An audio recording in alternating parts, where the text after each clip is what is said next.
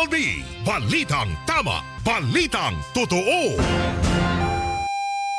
Oras mga kapuso, dito po sa Luzon, Quezon at buong Kapuluan, alas 4:02. Balitang balita sa Double B. Aarangkada na. Mga bago at mahalagang mga balita sa loob at labas ng bansa. Balitang balita sa Double B. Kasama si Manny Vargas. Balitang balita sa Double B. Ay magandang umaga po sa ating lahat mga kapuso. Kumusta na po kayo? Ako po yung lingkod Manny Vargas para sa Balitang Balita sa Double B. Ngayong araw na ito ng Miyerkules Saba ay ngayon po ika-29 na sa buwan ng Abril taong 2026. Sa mga nagtatanong po ng oras sa alas 4:02 po mga kapuso, ilang segundo na lamang alas 4:03 na umaga. Baka may lakad kayong maaga, bay gising na. Lalo na po yung mga nangangailangang maglakad para makatipid. Dahil bagamat sabihin na natin hindi pa po gumagalaw ang presyo po ng ating pamasahe dahil naharang po yan kamakailan, di ba? Pero ibang mga gastusin naman natin, aminin sa hindi, ay talaga naman pong may mga nagtaasan. Bagamat meron pong mga nanatiling medyo mababa, pero may mga bilihin tayong tumaas. At kinakailangan po nating tugunan yan mga kapuso. O teka, marami po mga balitaan para sa araw na ito na dapat po natin pare-parehong malaman para naman makaiwas sa mga fake news. Kaya naman, tara na. Balitang balita sa Double B. Kasama si Manny Vargas. At para sa ulo ng mga balita sa ating pong Balitang Balita sa Double B ngayong pong araw na ito na Miyerkules, muli po April 29. Nauna sa ating mga balitaan, palitan ng piso kontra dolyar sumadsad sa 61 peso level sa kauna-unahang pagkakataon kahapon. Balitang balita sa Double B. Mas mababang fuel surcharge sa domestic at international flights ipatutupad ng Civil Aeronautics Board sa susunod na buwan. Balitang balita sa Double B. Ito balita po sa ibayong dagat mga kapuso pero napakalaga para sa ating lahat mga Pilipino. United Arab Emirates kumalas na sa Organization of the Petroleum Exporting Countries o OPEC at OPEC Plus. Balitang balita sa Double B. Ilos protesta ng mga grupo ng manggagawa sa Maynila at iba pang bahagi ng bansa kasado na sa Mayo 1. National Capital Region Police Office ilalagay naman sa full alert status simula bukas. Balitang balita sa Double B. Dating Congressman Zaldico nagtungo umano sa France para humiling ng political asylum ayon sa Malacanang. Balitang balita sa Double B. Mga hukom na dirinig sa kaso ni dating Pangulong Rodrigo Duterte pinangalanan na ng International Criminal Court. Balitang balita sa Double B. Bureau of Internal Revenue ipinag-utos ang pagsagawa ng tax audit kay Vice President Sara Duterte, kanyang asawa na si Attorney Manasseh Carpio at siyam nilang negosyo. Batayan naman ang reklamong impeachment laban sa bise. Posibleng pagbotohan na ng House Justice Committee sa panibagong impeachment hearing ngayong araw. Balitang balita sa Double B. Halos 250 milyong pisong halaga ng shabu na itinago sa mga bumbilya nasabat sa Ninoy Aquino International Airport. Balitang balita sa Double At B. balita pa rin po sa ibayong dagat mga kapuso, bilang ng mga nasawi sa salpukan ng dalawang tren sa Bekasi Station sa Indonesia umakyat sa 15. Balitang balita sa Double B. Kasama si Manny Vargas. Bantay Panahon! Pantay panahon muna tayo mga kapuso sa oras nating alas 4:05 ng umaga. 8 lugar po sa bansa ang nakaambang makaranas ng danger level na heat index o damang init ngayong araw na posibleng pumalo ng hanggang 43 degrees Celsius. Kabilang dyan ang Sangli Point sa Cavite, Tugigaraw City sa Cagayan at Subic Bay sa Olongapo. Kahapon umabot sa 45 degrees Celsius ang pinakamataas na heat index na naitala sa Pili, Camarines Sur, habang umabot naman sa 40 degrees Celsius ang damang init sa Naiya, Pasay City. Sa ngayon, ramdam pa rin ang epekto ng easterly sa buong bansa kaya't magpapatuloy ang maalinsang ang panahon. Sa kabila niyan, hindi pa rin po iniaalis ang tsansa ng ulan sa ilang mga lugar.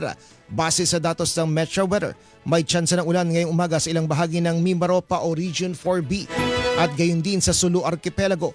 Mamayang hapon naman, posible na ring ulanin ang Ilocos Region, Central Luzon, Panay Islands at iba pang bahagi po ng Mindanao. Habang dito sa Metro Manila ay hindi rin po iniaalis ang posibilidad ng mga biglaang pag-ulan. Bantay Panahon! Balitang balita sa Double B. Masakit na balita mga kapuso para po sa ating mga bulsa. Sumadsad sa panibagong record low na 61 pesos and 30 centavos ang palitan ng piso kontra dolyar kahapon. Ito pa lang ang unang pagkakataon sa kasaysayan na bumulusok sa 61 peso level ang kada dolyar. Bago nito na itala noong March 31 ang all-time low sa palitan ng piso kontra dolyar na umabot po sa 60 pesos and 74 centavos. Ayon sa ilang ekonomista, ang dahilan ng pagsadsad ng halaga ng piso ay ang mabagal na pag-usad ng negosasyon sa pagitan ng Amerika at ng Iran. Busod ang sitwasyon sa gitnang silangan. Sinusubukan pang kunin ng GMA News ang pahayag ng Bangko Sentral ng Pilipinas bagaman dati na nilang sinabi na batay sa flexible foreign exchange rate policy, ang iniiwasan lang nila ay ang malakihang paggalaw sa palitan ng piso na maaaring makaapekto sa inflation at hindi umano polisiya ng BSP na maipako ang piso sa iisang antas. Super Radio DZBB. Balitang totoo. Ibinaba naman ng Civil Aeronautics Board ang fuel surcharge para sa domestic at international flights sa susunod na buwan. Mula level 19 noong April 16 hanggang April 30, magiging level 18 na lamang ito simula May 1 hanggang May 15. Ibig sabihin mula sa dating 627 pesos hanggang 1,824 pesos para sa domestic flights, bababa ang fuel surcharge sa 593 pesos hanggang 1,734. Para naman sa international flights, maglalaro ang fuel surcharge sa pagitan ng 1,600 pesos hanggang mahigit 14,500 pesos. Mula po yan sa kasalukuyang 2,000 piso hanggang 15,400 pesos. Lahat umana ito ay nakadepende sa distansya ng biyahe.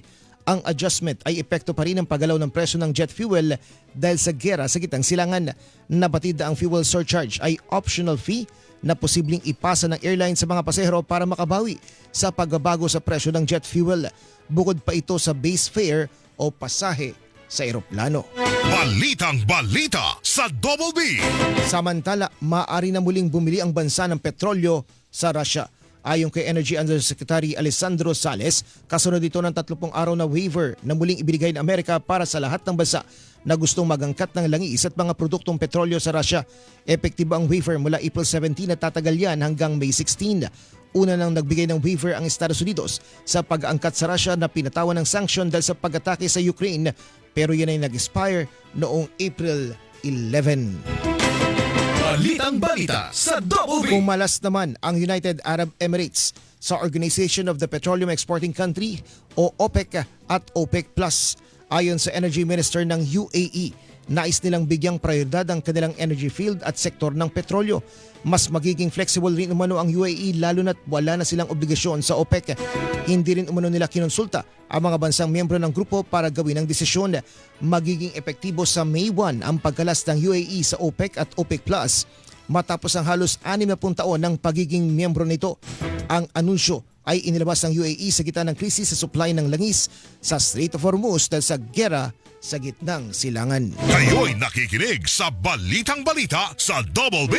Nasa 20,000 individual naman ang inaasahang lalahok sa kilos protesta ng grupong Kilusang Mayo 1 at kanilang mga kapanalig na organisasyon sa Biyernes sa araw ng sa bahagi po ng Maynila, kasabay na rin ang pagunita sa araw po ng paggawa.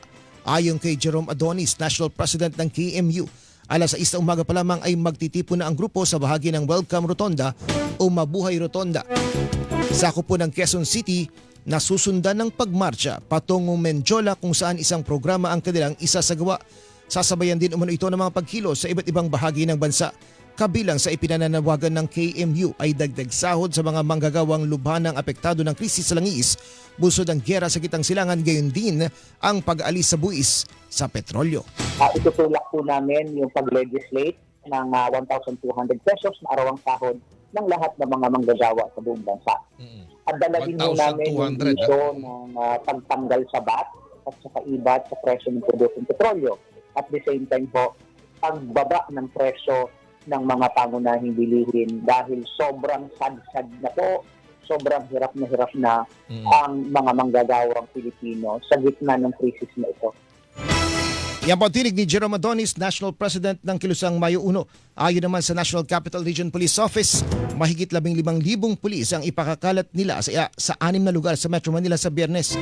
Ilalagay din sa full alert status ang NCRPO simula bukas, April 30.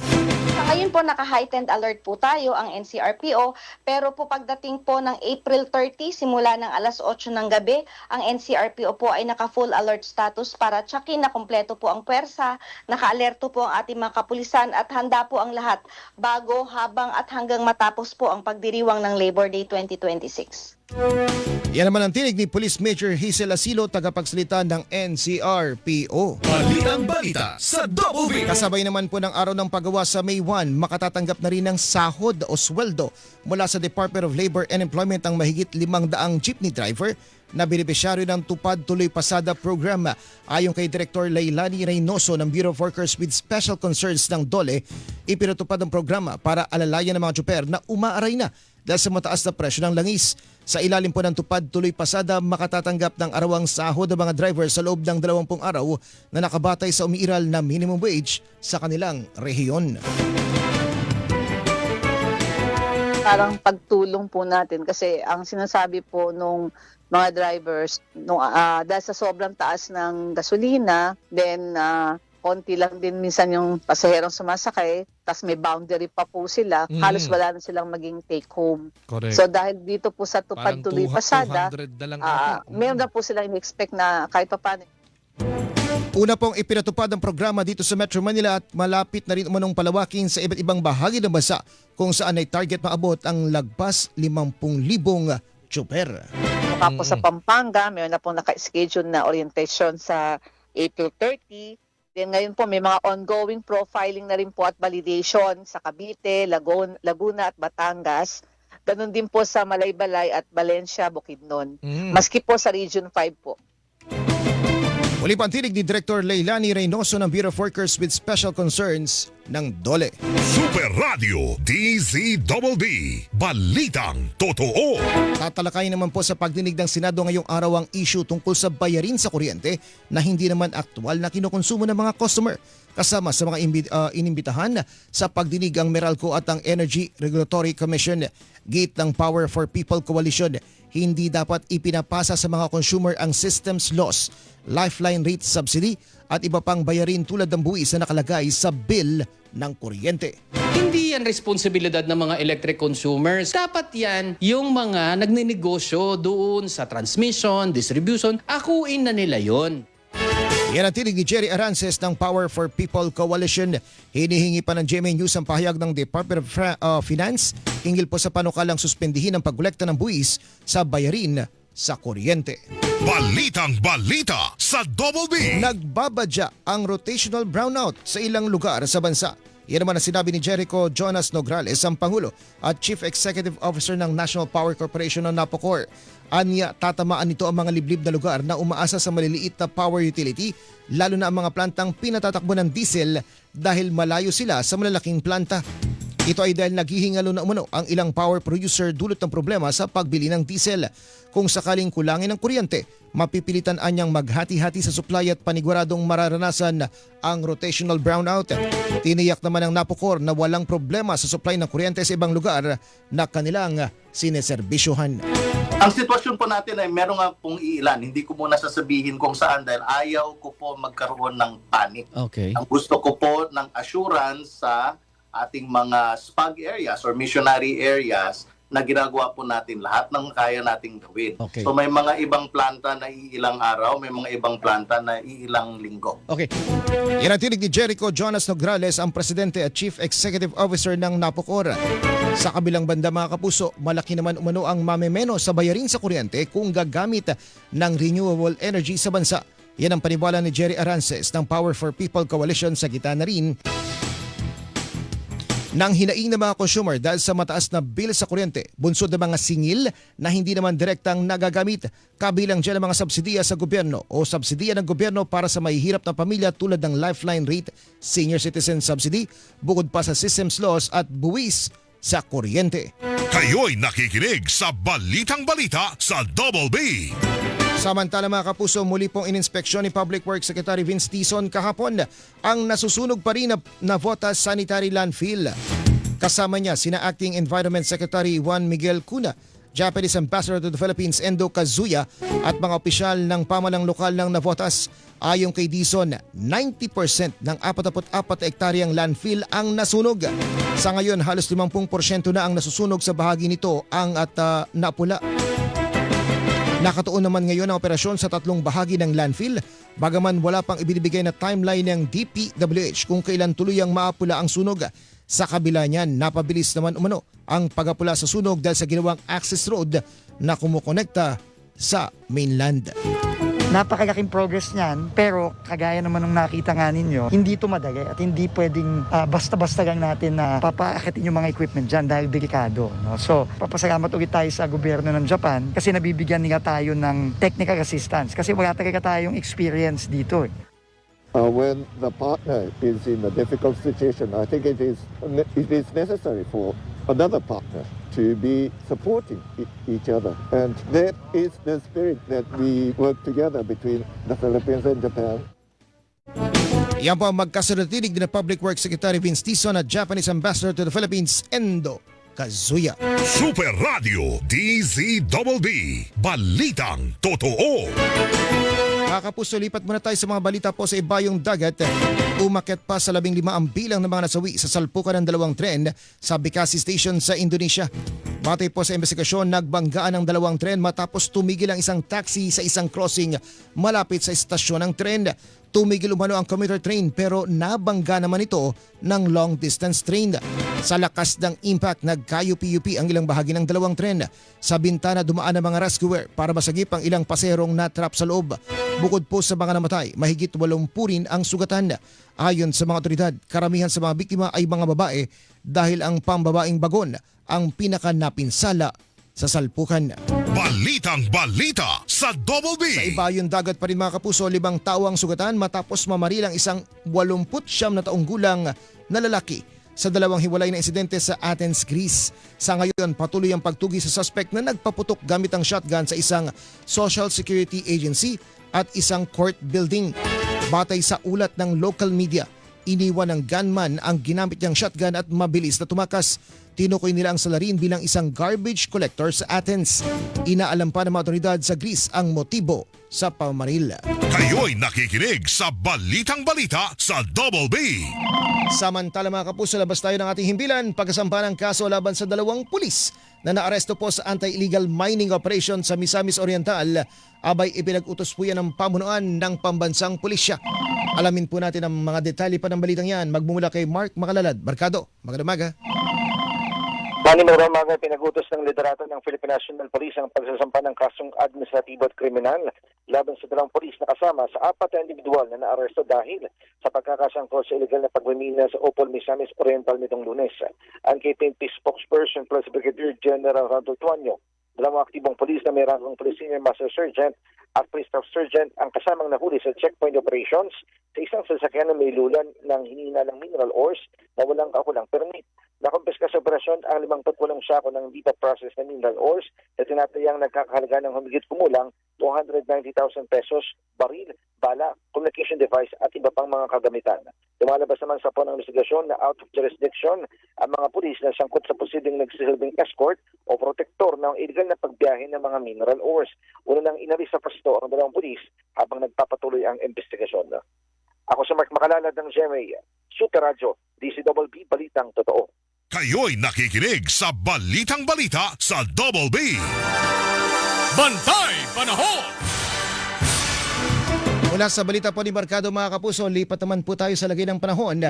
Alamin po natin ang latest galing sa Pag-asa. Nasa ating linya na po si Binibining Chanel Dominguez. Ma'am Chanel, good morning. Magandang umaga din pa sa inyo, Sir Manny, at magandang umaga din po sa ating mga taga-subaybay para po sa ating weather update. Wala pa rin naman tayo minomonitor na anumang bagyo or low pressure area sa loob at labas ng ating Philippine Area of Responsibility.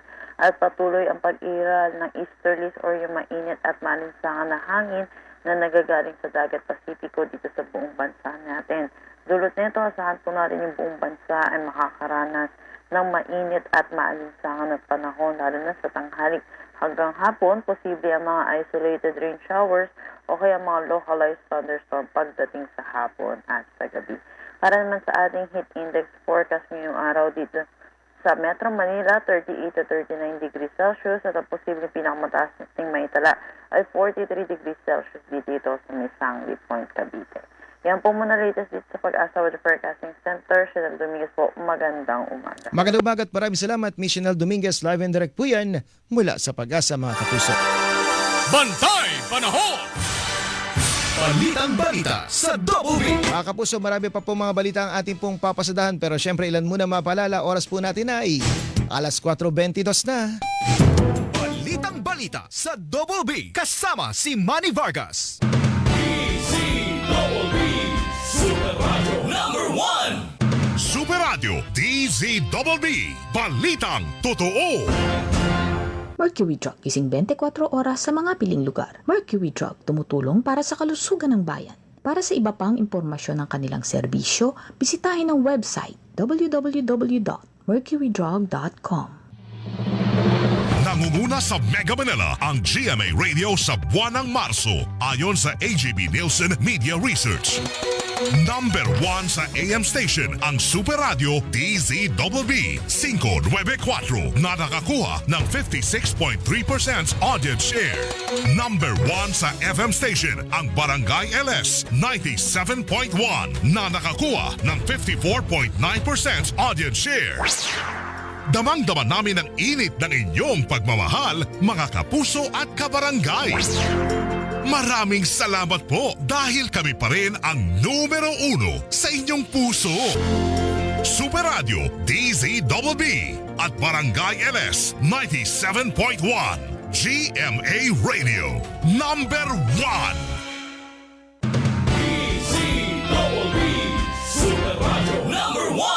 Mga kapuso, ako po si Melo Del Prado. Salamat mga kapuso sa inyong gising na gising at buhay na kamalayan sa mga usapin ng bayan. Magkakapuso tayo mula umaga hanggang gabi, araw-araw. Dahil dito sa Super Radio DZBB, walang kinikilingan, walang pinoprotektahan, noon at ngayon. Serbisyong totoo. DZBB, Super Radio Number 1. Super Radio DZBB, balitang tama. Balitang totoo. Balitang balita sa Double B kasama si Manny Vargas. Balik tayo at patuloy tayo sa ating balitaan, mga kapuso. Oras po natin alas 4:24 ng umaga. Oy, gising-gising na pa sa mga kapuso natin ha. Tubig po muna. Yan ang kinakailangan natin lalo't mainit po ang panahon. At mamaya pwede po kayong uminom na ng inyong paboritong kape, salabat, tsaa, gatas, o kaya ay tsokolate. Ayan ha. Nasa bansang France na umuno ngayon si dating Congressman Zaldico para humiling ng asylum dahil sa tinatawag nilang political persecution. Yan po ang inanunsyo ng Palace o ni Palace Press Officer Undersecretary Claire Castro kasunod ng natanggap na impormasyon ng Malacanang na mula umano sa isang mapagkakatiwalaang source. Pero ayon kay Castro, hindi nakakulong ang dating kongresista sa France at kinailangan lamang dalhin doon dahil sa nakabinbin itong petisyon para sa political asylum. The DFA has received highly reliable information that Zaldico has a pending petition for political asylum in France. He has been requested to be transferred to and is now under the jurisdiction of French authorities.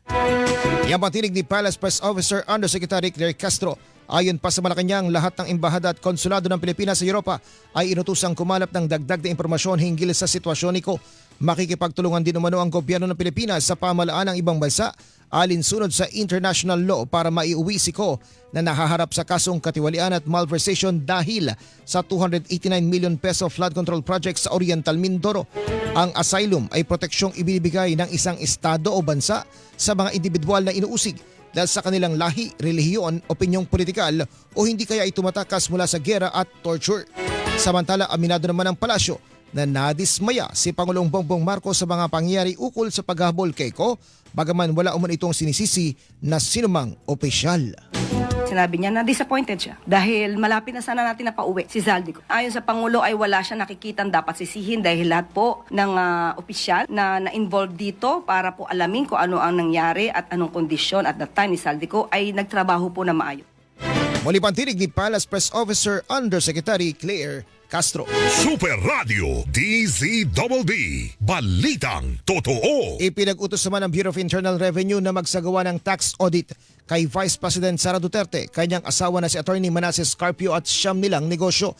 Sa ngayon ay naglabas na ang BIR ng mga letter of authority dahil nakitaan umano nila ng probable cause ang pagkasa ng formal audit investigation sa mag-asawa. Inatasan na una nila ang kanilang revenue officer na suriin ang book of accounts at iba pang accounting records ni na VP Duterte at Carpio na layong makolekta ang tamang buwis para sa pamahalaan. Tiniyak naman ng BIR na igagalang nila ang mga karapatan ng mag-asawa. Sinusubukan pa ng GMA News na makuha ang panig ng dalawa. Balitang balita sa Double B. Posibleng magbotohan na ngayong araw ang mga miyembro ng House Justice Committee kung mayroong probable cause o sapat na batayan ang mga reklamong impeachment na kinakaharap ni Vice President Duterte. Yan naman ang sinabi ng tagapamuno ng komite na si Batangas 2nd District Representative Jerbil Luistro sa gitna na rin ang panibagong pagdinig ng Kamara mamaya hinggil sa impeachment complaints laban sa pangalawang Pangulo. Tiniyak naman ni Luistro na hindi makaapekto sa gagawing botohan ang inihaing reklamo ng asawa ni Duterte na si Attorney Manasseh Carpio laban sa kanya at ilang pang mga kongresista at opisyal ng pamahalaan. Is it significant? It is not, because we maintain the position na constitutional ang lahat, including the issuance of subpoena of the AMLAC report. Yang matinig ni House Justice Committee Chairperson Jervil Luistro. Kayo'y nakikinig sa Balitang Balita sa Double B. Samantala mga kapuso, inanunsyo na ng International Criminal Court ang 3 hukom na dirinig sa kaso ni dating Pangulong Rodrigo Duterte, kabilang sa kanila si Joanna Corner na mula sa United Kingdom na naging prosecutor sa Rwanda at Yugoslavia Tribunal, kaya't malawak ang karanasan sa kasong crimes against humanity at genocide.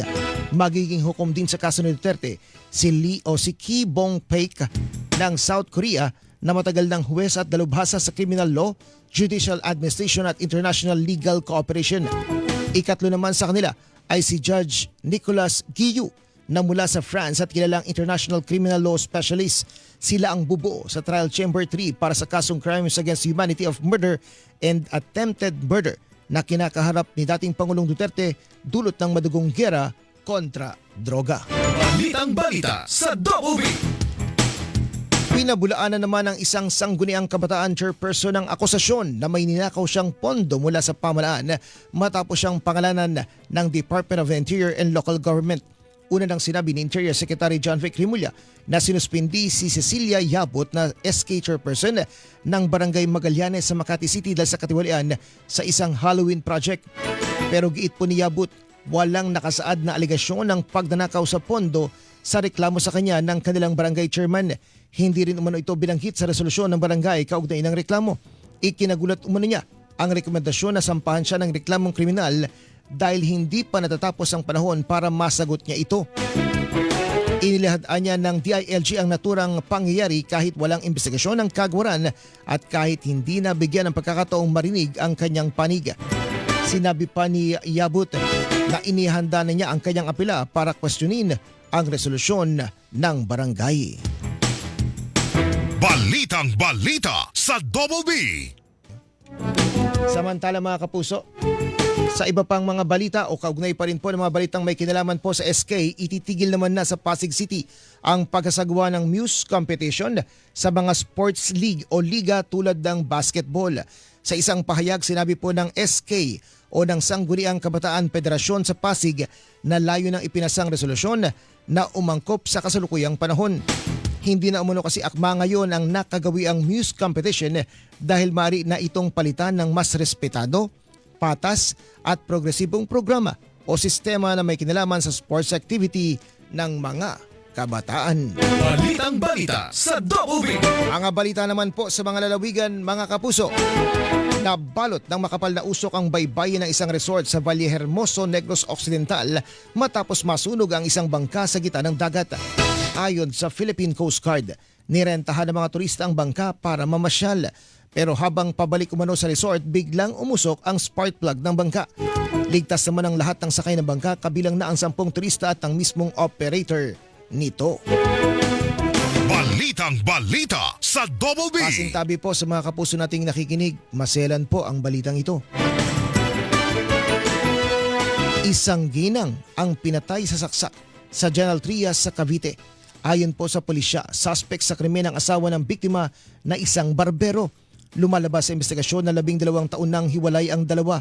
Bagong maganap ang krimen, lasing na pumunta ang suspect sa bahay ng biktima. Sinubukan pang magtago ng ginang sa kwarto ng kanyang bahay kung saan ang bago niyang kinakasama.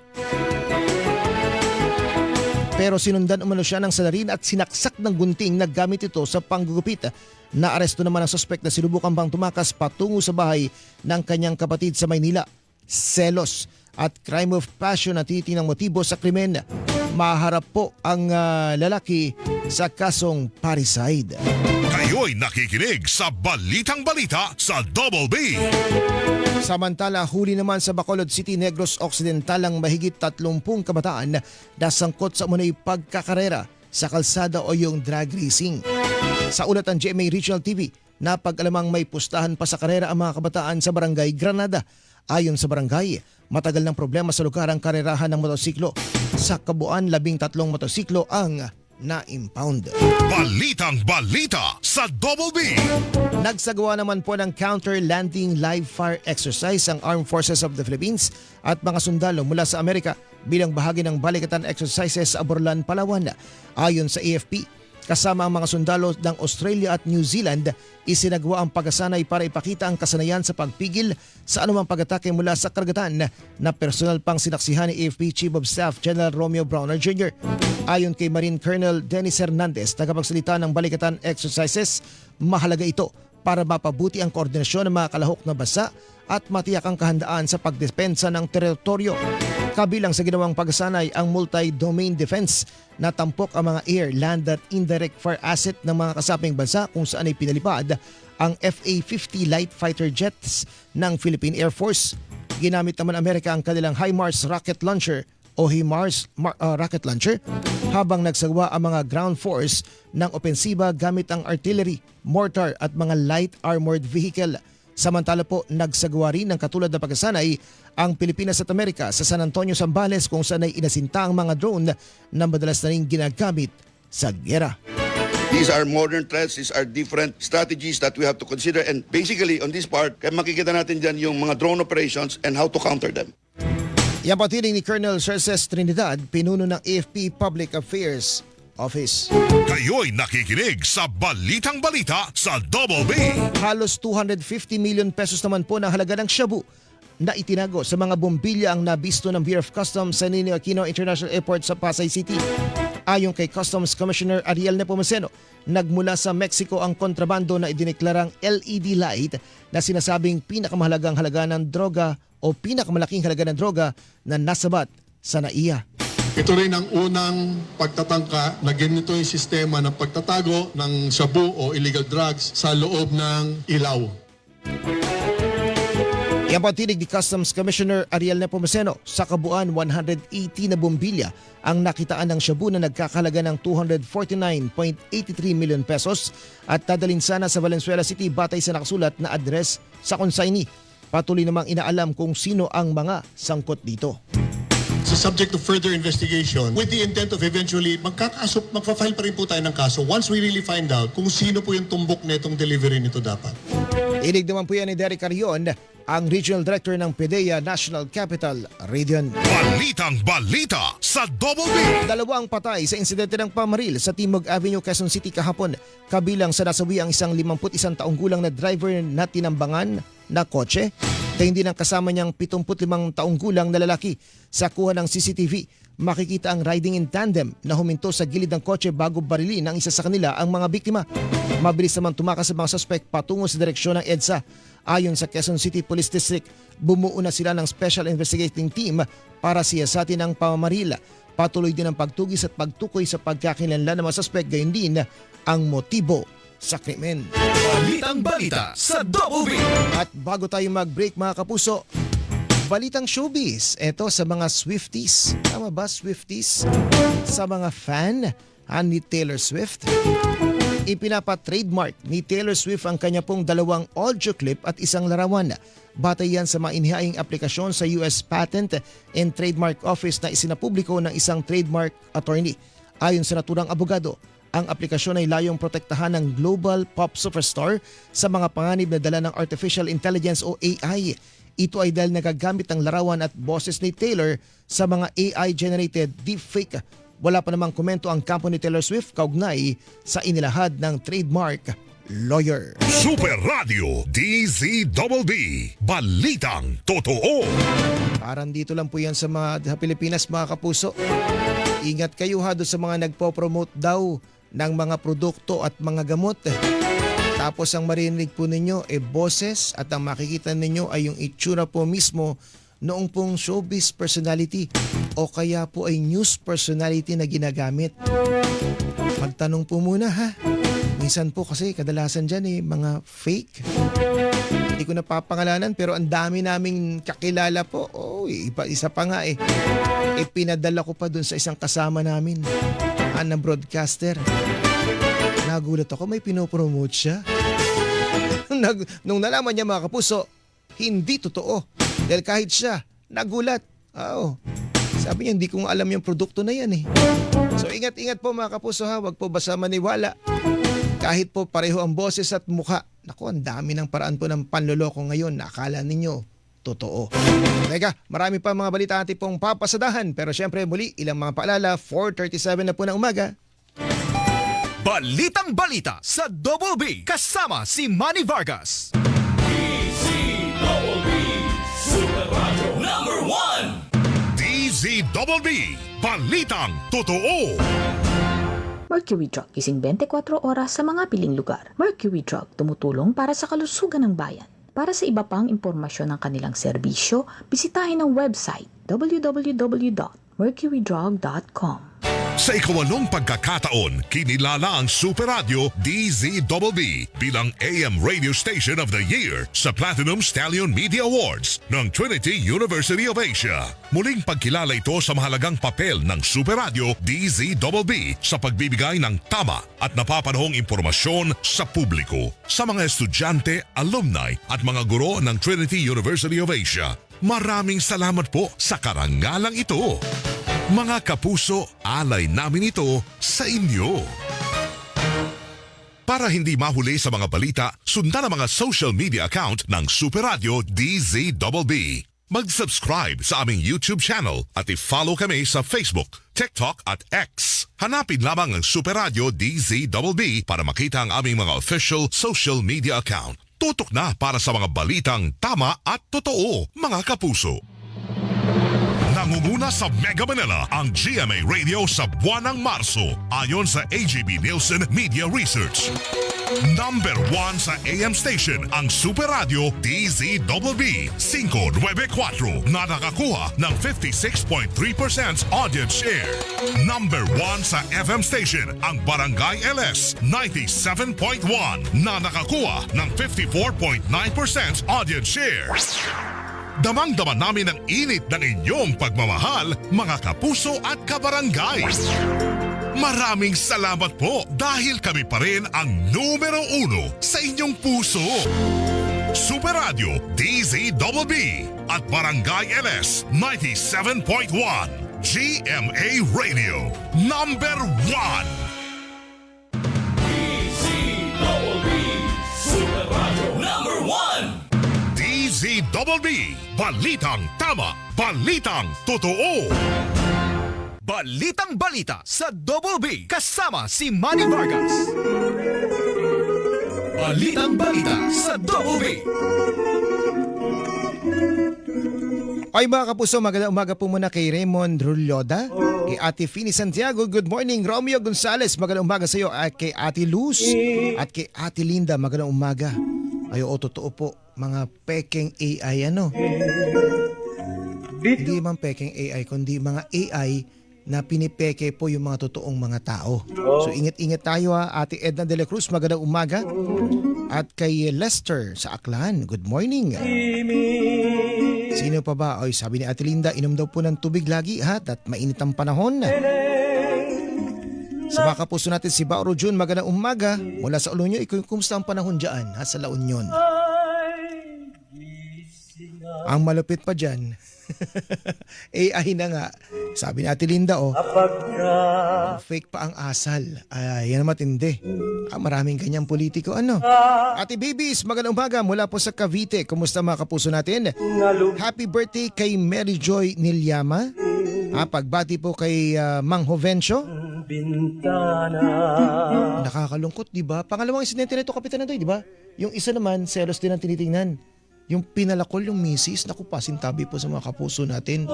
Tapos sa impormasyon, sinasabing nagpatiwakal din yung mismong lalaki. Nakakalungkot, ano? Magandang umaga rin po sa mga kapuso natin. Iba pa mga nakikinig ngayon. Si Aling Epifania Regala mula po sa Sasmuan, Pampanga. Good morning po sa inyo, Mang Jaime Santos. Magandang umaga. Violeta Zambrano, magandang umaga. Sino pa ba mga kapuso natin? Nagpadala po ng mga pagbati nila. Magpapa-thank you lang tayo si Mang Rolando Galvez.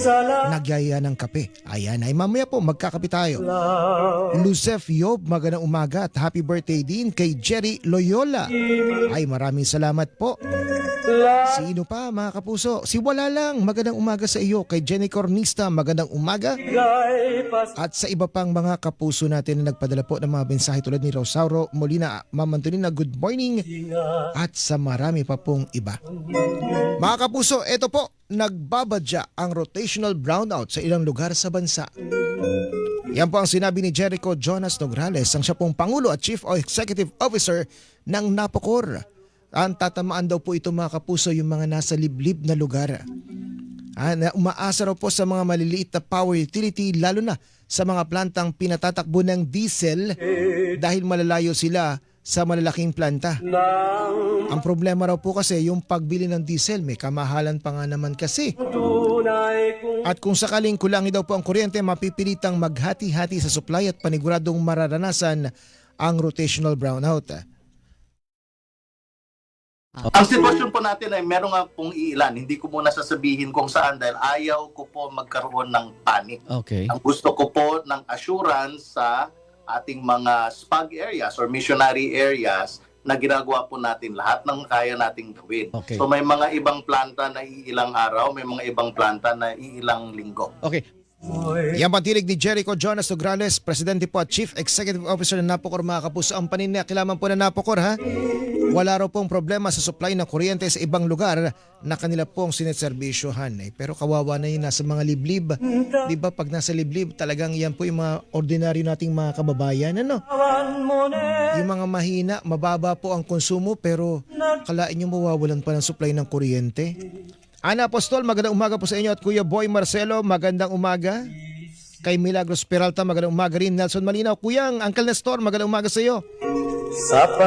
At sa iba pang mga kapuso natin, nagpadala po ng mensahe tulad ni Shirley Gustillo at Eric Mendoza. Ito mga kapuso, ayan sabi po ng isang grupo naman, kung ganyan po ang problema natin, lalo't diesel yan, bakit nga naman kasi hindi subukan ang renewable energy?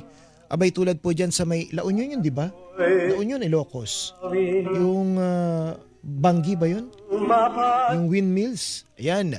Tapos pakicorrect lang ako mga kapuso kasi nakakalimutan ko na. Tanay o sa Pililla Rizal. Yung windmill din. Mayroon yung wind farm doon. Dyan po sa lalawigan ng Rizal. Dapat talaga nagtanong ako sa isa ko pang uncle Uncle Tony, saan ulit yun? Malapit lang sa inyo yun Diba? Naku, makakatulong din po yun mga kapuso. At ang tinatanong nga po ng ibang mga kababayan natin, may mga bayarin tayo sa kuryente, na matutulungan sana tayo kung yun po ay may papatupad.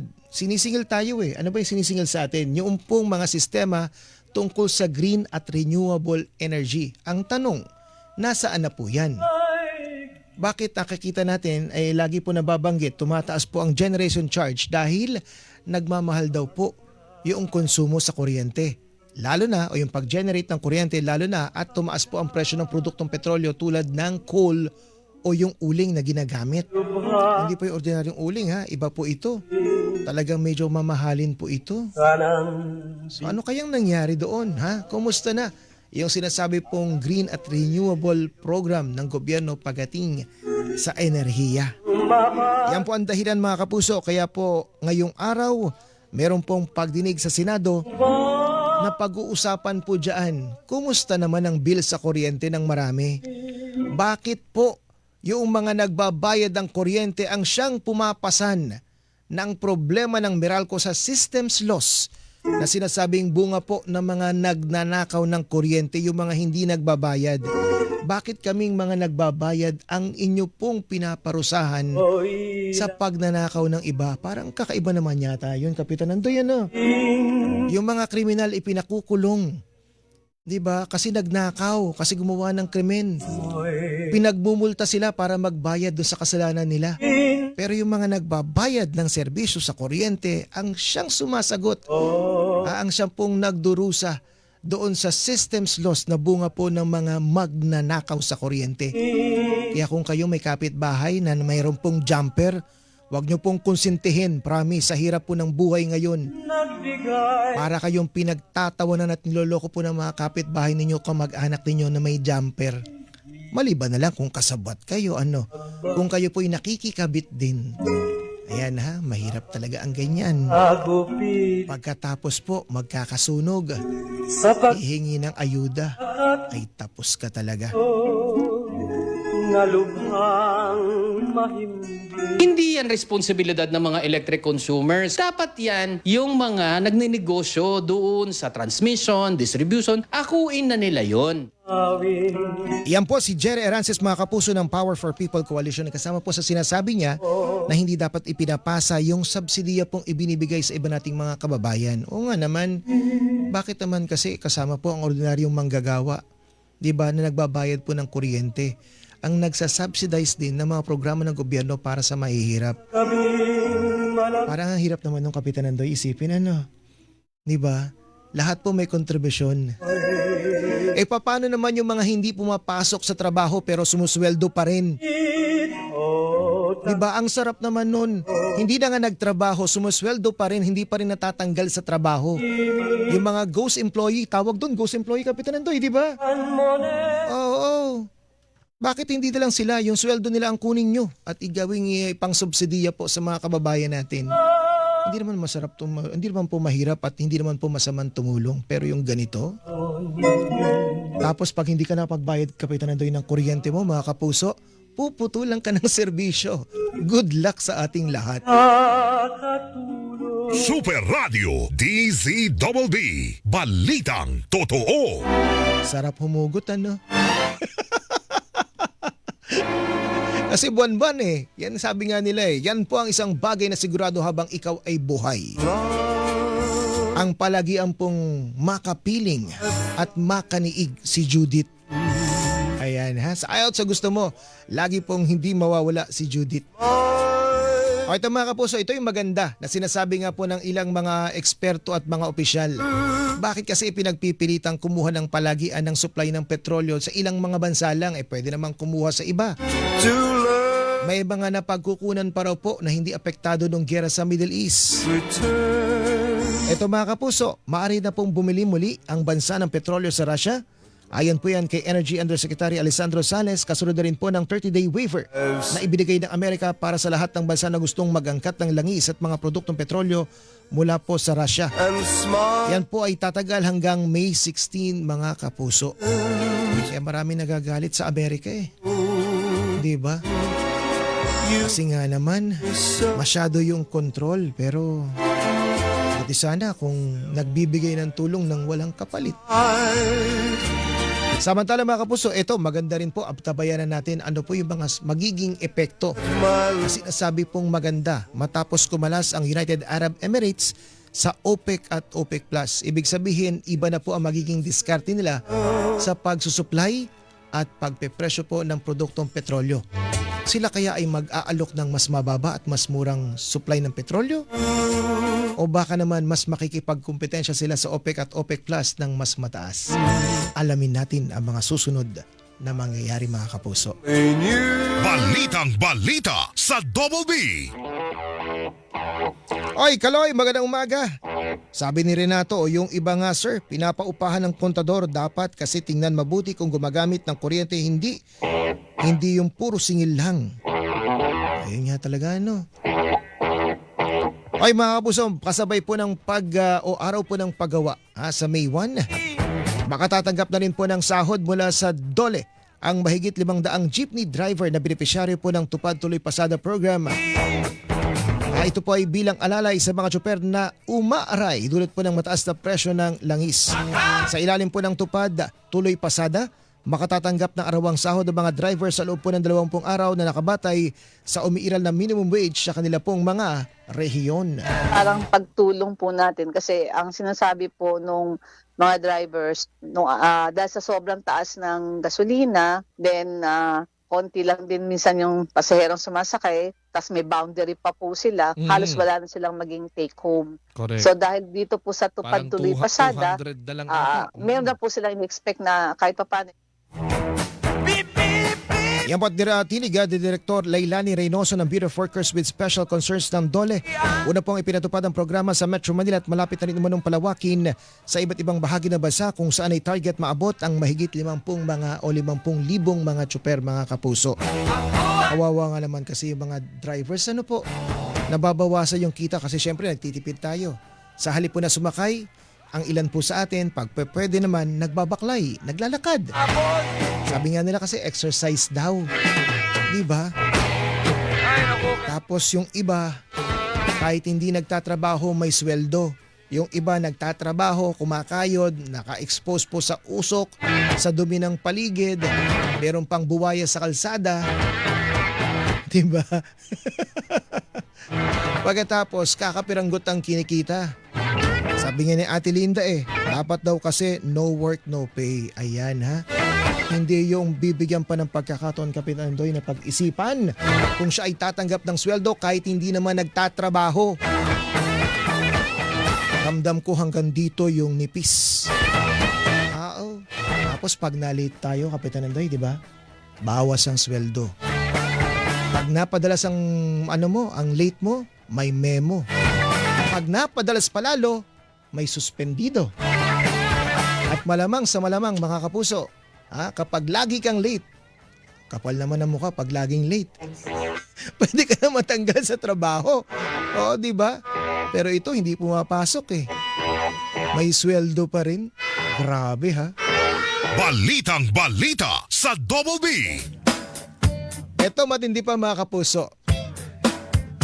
Ang sarap talagang manalo sa loto, sa totoo lang. Diba? Sa isang iglap, ayos talaga yung problema natin sa ukol sa pera, Pero wag niyo naman po sanang gagayahin ito, diba? Ay bakit? Meron po kasi ngayong lalaki na naghihimas rehas dahil sa nagtangka po siyang kobrahin ang 170 million pesos sa jackpot prize sa loto. Ang masama po mga kapuso, hindi po siya nagtapos ng kurso sa medisina pero kanya pong dinoktor yung ticket ng loto. Ayon po sa NCRPO, pumunta raw po ang lalaki sa opisina ng Philippine Charities Website Office sa Mandaluyong City noong Lunes at ipinakita ang umano'y winning lotto ticket na sumakto ang 6 na numero sa mga winning numbers. Pero nang beripikahin daw po ng PCSO na pag-alamang nakuha na ang tunay na nanalo ng premyo para sa winning numbers at nakumpirma rin sa pagsusuri na binago ng lalaki ang laman ng kanyang lotto ticket na may sulat kamay na mga numero. Mama Lupet, taga saan kaya ito? Dahil po dyan, agad na inaresto ang lalaki sa loob ng opisina ng PCSO at dinala sa pulisya para po sa pagkasampa ng reklamong falsification of public document. Merong di ba mga bar yun? Pag chinek mo sa computer yon ng PCSO, lalabas yun kung legit o hindi. Hindi naisip ni Kuya. Grabe ha. Balitang balita sa Double B. Trabaho! Sabi ni Renato Amistoso, parang pensyonado lang Oo nga Trabaho! May sweldo pero walang trabaho. Trabaho! O ito sa mga nagtatrabaho po at gusto magtrabaho. Yung pong sumusweldo pero nagtatrabaho talaga ha. Sa Pasig City po, 9 a.m. hanggang 3 p.m. sa St. Joseph Academy Covered Court. Mahigit po 6,000 trabaho ang alok. Yan po ay sa loob at labas po ng bansa. Sa 13 Martires City sa Cavite, simula po 9 a.m. sa Cavite State University, 13 Martires. Sa Batangas City, 8 a.m. hanggang 3 p.m. sa Batangas City Sports Coliseum. O ito, alok po nila trabaho sa ibayong dagat sa Hungary, India, Poland, Oman, Amerika, Qatar, Bahrain at iba pa. Sa Baliwag, Bulacan naman po, 8 a.m. hanggang alas 2 ng hapon sa Baliwag Star Arena. Sa Mabalacat City, Pampanga, 9 a.m. hanggang 4 p.m. sa City Mall, Dau. Ako, ito ang alok na trabaho, mananahi, electrician, bagger, mekaniko, kahera, barista, driver at marami pang iba. Sa El Salvador City, sa Misamis Oriental, 8 a.m. hanggang 9 p.m. sa El Salvador City Central School. At sa Cotabato City naman po, mula 8 a.m. sa Cotabato City Gymnasium. Kahit linggong nagtatrabaho. Balitang balita sa Double B kasama si Manny Vargas. Dyaryo! Dyaryo kayo dyan! Dyaryo! Dyaryo sa radyo sa Double B. Balitang balita. At mga kapuso, ito na ating Dyaryo sa Radyo. Mga headlines, mga balita sa Dyaryo. Updated po yan sa Super Radio 2026. Ngayon pong araw na ito ng Miyerkules, April 29. Puntahan po natin ang banner story ng Philippine Star, Manila Bulletin, Philippine Daily Inquirer kasama ng Abante at Filipino Star ngayon. Iisa po ang kanilang banner story. Dating Congressman Zaldico nasa France na. Yan po ay ayon sa Malacanang kung saan ay inilipat umano si Ko mula sa Czech Republic patungong France kung saan siya humihirit ng political asylum. Para mapag-usapan kung anong pagkukulang, kung anong dapat na ginawa at ano yung dapat na maaari pang gawin para maibalik si Zaldico dito sa ating bansa. Yan po ang mga kapuso ang tinig ni Palace Press Officer Undersecretary Claire Castro. Dyaryo sa radyo. Oy, sa mga nagtatanong po sa mga kapuso natin, meron po bang water service interruption? Abay, meron po. Sa Maynilad, mula 11 p.m. hanggang 4 a.m. bukas sa Navotas City, Barangay Tansa at Tansa 2. 11 p.m. hanggang 6 a.m. dito sa Quezon City, Barangay Santa Lucia. 10 p.m. naman hanggang 5 a.m. sa Caloocan, Barangay 167, 168, 170 hanggang 173 at 175. Sa Quezon City pa rin, Barangay Kaligayahan, parehong oras po yan. 10 p.m. naman hanggang 6 a.m. sa lungsod po ng Maynilad. Naku, napakarami nito mga kapuso. Halimbawa ay 315 hanggang 325, 336 hanggang 343, 349 hanggang 352 at marami pa pong iba. Pakicheck na lamang po sa social media pages ng Maynilad mga kapuso. Habang sa Manila Water, 10 p.m. hanggang 4 a.m. bukas sa Taguig City, Barangay Napindana, Tuktukan. Sa Quezon City, Barangay Old Capitol Site, parehong oras po ito. 10 p.m. din hanggang 4 a.m. bukas sa Baras Rizal, bahagi po ng Barangay Inarawan. Sa Binangonan, Barangay Lunsad, Limbon at Ithan. Sa Pasig City, 10 p.m. hanggang 4 a.m. pa rin. Barangay San Nicolas, Santa Cruz, Santo Tomas at Palatiu. At sa Pateros, Barangay Santa Ana. Dyaryo sa radyo. Ay mga kapuso, susunod na po si Kuyang Orly Trinidad para sa mga balitaan. Ako naman po ang inyong lingkod, Manny Vargas. Muli po mga kapuso, dito sa Double B, wala po kaming kinikilingan. Wala pong kinikilingan ha, walang pinoprotektahan. Noon at ngayon, serbisyong totoo. 4:59 na, ingat po tayong lahat. Maraming salamat at magandang umaga. Balitang balita sa Double B kasama si Manny Vargas. DZBB Super Radio #1 DZBB Balitang Totoo.